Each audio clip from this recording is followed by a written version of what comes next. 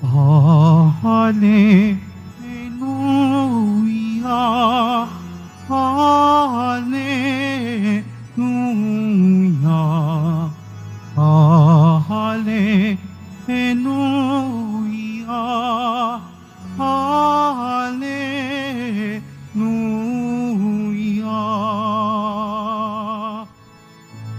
Espiritong bumubuhay, ang salita mo may kapal, buhay mo ang tinataglay. Hallelujah, Hallelujah, Hallelujah, Hallelujah.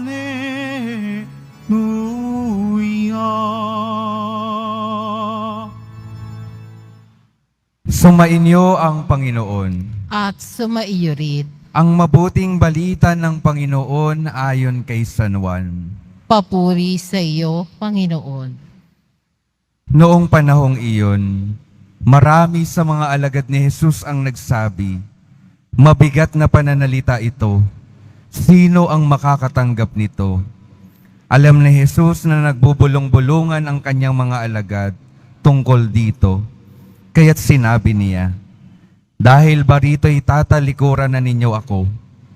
Gaano pa kaya kung makita ninyong umaakyat ang anak ng tao sa dati niyang kinaroroonan? Ang Espiritu ang nagbibigay buhay, hindi ito magagawa ng laman. Ang mga salitang sinasabi ko sa inyo ay Espiritu at buhay.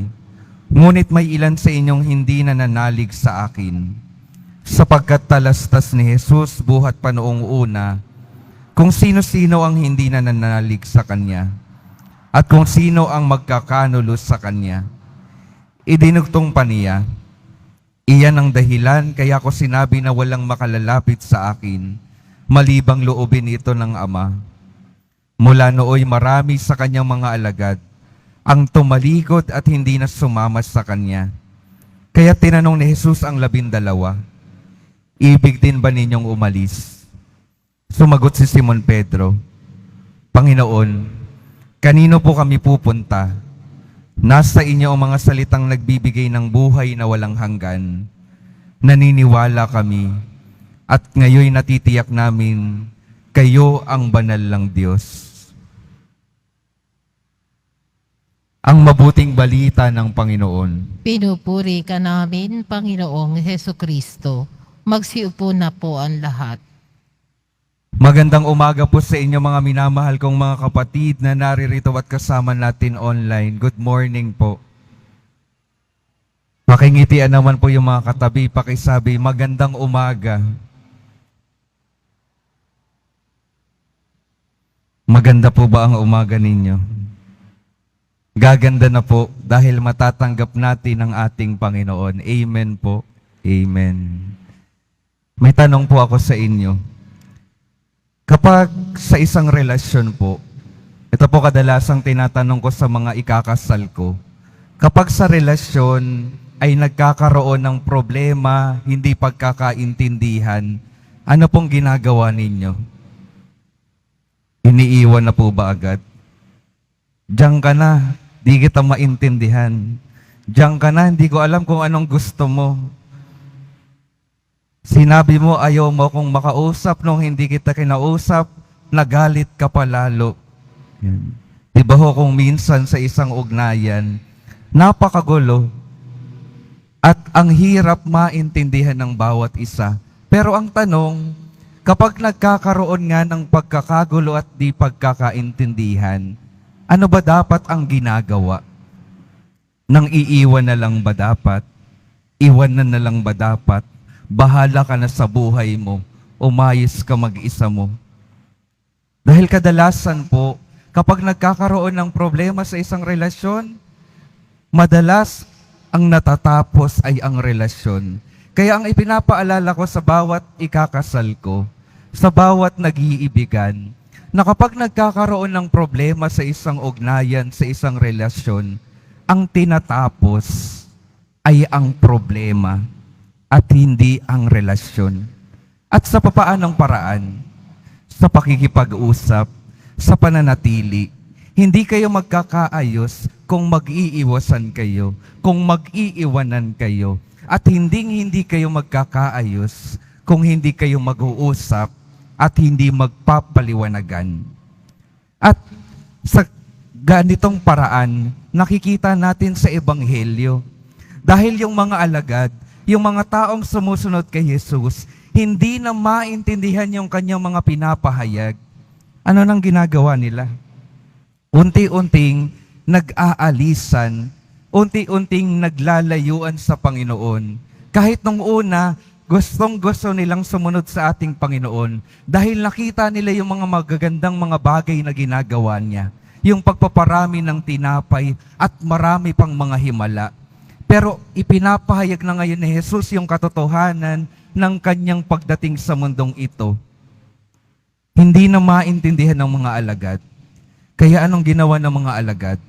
Nung ibang mga alagad ang ginawa, umalis na, lumayo na. At sa ating buhay po, ganoon din tayo kung minsan sa ating Panginoon. Aminin po natin na may mga pagkakataon na yung ating mga dasal hindi sinasagot ng ating Panginoon at nagkakaroon ng pagtatampo sa ating mga buhay. Kung minsan nagkakaroon ng maraming pagsubok sa ating mga buhay, ang nagiging epekto sa atin, paglayo at pagtigil sa pakikiharap sa Kanya. Pero nawa, mga minamahal kong mga kapatid, magaya natin yung 12 alagad na nanatili sa ating Panginoon sa pamumuno ni Simon Pedro. Nung tinanong sila ng ating Panginoon, kayo rin ba, ibig nyo ring lumisan sa aking piling? Sabi ng alagad na si Simon Pedro, Panginoon, saan kami pupunta? Nasa inyo ang salitang nagbibigay buhay. Nawa, yung ating ebanghelyo sa araw na ito, itulak tayo para maging inspirasyon sila Simon Pedro na nanatili sa ating Panginoon sa kabila ng di pagkaunawa, sa kabila ng kaguluhan sa kanilang mga isip dahil nagtitiwala sila na nasa Panginoon yung salitang magdadala sa kanila sa buhay na ganap, sa buhay ng kaligtasan. Nawa sa mga panahon na tayo ay nagdududa at naguguluhan sa ating mga buhay, sa mga panahon na tayo ay dumarating sa maraming pagsubok, huwag talaga tayong lumayo sa ating Panginoon. Manatili tayo sa Kanya. Manatiling kumakapit at nagtitiwala sa Kanya. Kumapit dahil alam natin na ang Diyos tapat sa Kanyang pangako. At anong pangako ng Diyos? Na yung Kanyang mga anak, yung Kanyang mga minamahal na tao, hindi Niya pababayaan, hindi Niya iiwanan, hindi Niya hahayaang mapunta sa kamatayan. Yun ang nais ng Panginoon at yun ang patuloy na ginagawa ng Panginoon. Kaya patuloy tayong tinatawag na lumapit at makinig sa Kanya para hindi tayo mawala. Nawa, magawa rin natin yung ating mga parte. Makinig at sumunod at patuloy na lumapit sa Diyos. Patuloy na magtiwala sa Diyos na may hawak ng lahat. At pagtiwalaan din po natin na ibibigay ng Diyos yung kaganapan ng buhay sa Kanyang itinakdang panahon. May sarili pong panahon ang ating Panginoon. At mayroon din po siyang sariling paraan na kung minsan hindi ayon sa ating mga paraan at inaasahan.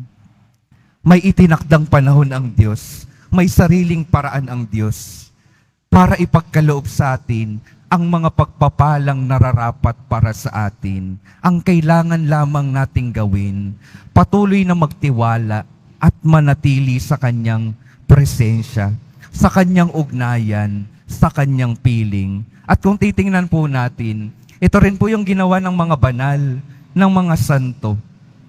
Sa buhay po nila, kung titingnan natin, hindi naging madali ang kanilang pagsunod sa ating Panginoon. Maraming paghihirap, maraming pag-uusig. Pero sa kabila ng lahat ng iyon, Hindi sila lumisan, bagkus ay nanatili sila sa ating Panginoon. At ngayon, pinaparangalan natin ang mga banal dahil sa kanilang pagtitiis at pagtitiwala sa Diyos. At ganoon din po nawa yung gawin natin. Patuloy na manatili, patuloy na maniwala, patuloy na magtiwala sa ating Panginoon na hindi magpapabaya. Ipapaalala ko po muling sa ating lahat na kung minsan yung ating mga dasal, ang paraan ng pagsagot ng Diyos ay hindi ayon sa ating kagustuhan. Sumasagot ang Diyos ayon sa ating pangangailangan na nakapaloob sa Kanyang kalooban, sa Kanyang itinakdang panahon. Hindi po palaging ayon sa ating kagustuhan. Kaya sa mga panahon na hindi nasasagot yung ating mga dasal ayon sa ating kagustuhan, baka may itinuturo pa sa atin ang Panginoon. Baka tinuturuan pa tayong magtiwala sa Kanya. Baka tinuturuan pa tayo na maghintay at magtiwala na ibibigay ng Diyos kung ano yung mas nararapat sa atin. Kaya mga minamahal kong mga kapatid, sa ating pagpapatuloy sa ating paglalakbay dito sa mundong ito, ang ating dasal, lalo na sa araw na ito, ang hilingin nating grasya ay pusong lubos na nagtitiwala sa Diyos. Nagtitiwala na kung ano ang ibigay sa ngayon, ito ang nararapat sa akin. Kung hindi pa ibigay sa ngayon, baka may mas magandang ibigay pa sa itinakdang panahon ng Panginoon. Ang mahalaga ay ang pusong nagtitiwala dahil ang Diyos, tandaan po natin, kailanman ay hindi magpapabaya. Amen.